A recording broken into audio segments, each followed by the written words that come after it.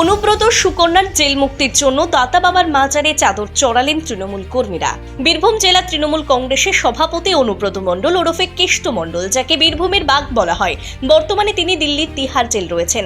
সঙ্গে তার একমাত্র কন্যা সুকন্যা মণ্ডলও রয়েছেন। তাই তাদের দ্রুত জেল মুক্তির জন্য শুক্রবার জুম্মার নমাজের পর পাথর চাপুরিতে দাতা বাবার মাজারে চাদর চড়িয়ে মানত করলেন দুবরাজপুরের হেতমপুর কৃষ্ণচন্দ্র কলেজের তৃণমূল ছাত্র পরিষদের সভাপতি রকিবুল খান সহ অন্যান্য তৃণমূল কংগ্রেসের কর্মীরা।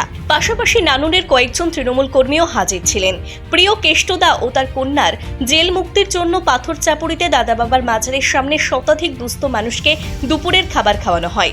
দাতা বাবার মাজারে তারা আর্জি জানান তাদের প্রিয় কেষ্টদা স্বমহিমায় নিজ ভূমিতে ফিরে আসুন। উল্লেখ্য, সম্প্রতি গরু পাচার মামলায় সুপ্রিম কোর্টের জামিন পেয়েছেন অনুব্রত মণ্ডল। তবে ইডির দায়ের করা মামলায় অনুব্রত জামিনের আবেদন এখনো ঝুলে রয়েছে হাইকোর্টে। আমরা দাতা বাবার মাজারে চাদর চাপাবো।